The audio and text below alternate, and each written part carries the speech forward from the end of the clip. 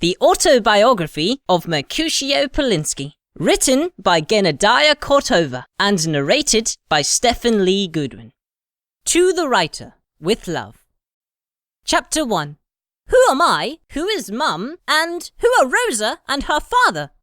Once upon a time, in an old-fashioned little house, so lovely with its fairy coziness, there lived a great writer. In fact, he was the greatest writer of all time. Yes, he was, at least for me, because I'd never seen any other writers, and him I knew well. As I said, he was the greatest writer of all time. He was handsome, slender and tall, with a little silver in his hair. Oh, I wanted to be like him so much. A handsome, slender, tall and thoughtful writer. But most of all, I dreamed of giving joy to the world, just like he did. That's what I'd realised one spring morning, when I had just woken up. I was still very young and small, but so happy and excited that I knew immediately who I was. I am Joy! I cried in my mother Margaret's ear, whilst she was trying to make me burp after breakfast. Oh, but I scared her so much that she dropped me. I stretched my arms out in the air as I did so, landing on my back in my little bed.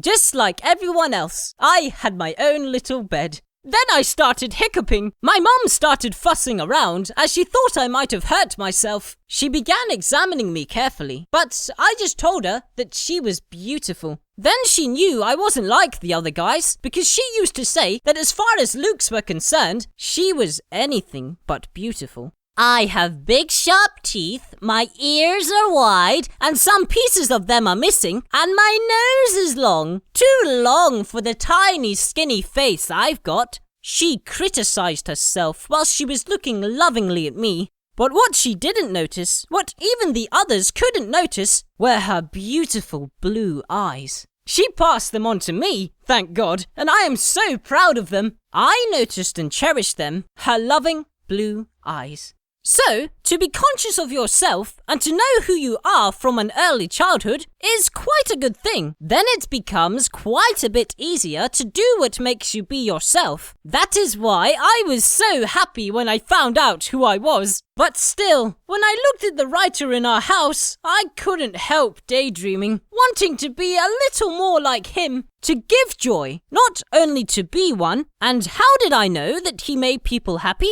Well, to know that, it was enough for me to see the happy face of his daughter, Rosa, every time he read one of his books to her. Rosa. Oh, what an enchanting name for such an enchanting child, I often thought while I was watching them both. Every evening, I sneaked secretly between the books and the shelves in her room and listened, holding my breath, to the countless stories. Paul, that was the writer's name, used to read to her before she went to sleep. There I stood, hidden behind the numerous books on the broad shelf, silently listening to their voices. Under the spell of the night silence, veiled in a cloud of fairy dust, these two people were for me more beautiful than the rainbow itself. When the sun set and night came, Paul would sit in his woven straw chair near Rosa's bed. He would open the book to the pages he'd last read, while swaying back and forth, gently, with lots of care in order not to wake up all the sleeping angels in the room. He started reading to the most wonderful angel of all, his daughter, that beautiful morning dew. Her soft chestnut hair was spread across the folds of her pillow, and her drowsy head dropped quietly to one side as she listened with dreaminess in her eyes. When her eyes were almost closed, the writer stood up and left the room, making no noise at all. To my great regret, she fell asleep just at the moment when the story became particularly interesting and exciting for me. It was that one moment in the story when all the muscles of my body were stretched tight from the strain, like a bow about to release an arrow, or when the fur on my back bristled as if from cold. I didn't have the will or strength to stop listening to him. Just then, the writer closed the book with a weary face, and I, engaged with the story and filled with amazement, went home disappointed and stayed awake till morning. Because I knew he was going to read to her again, I impatiently waited for the evening to come once more.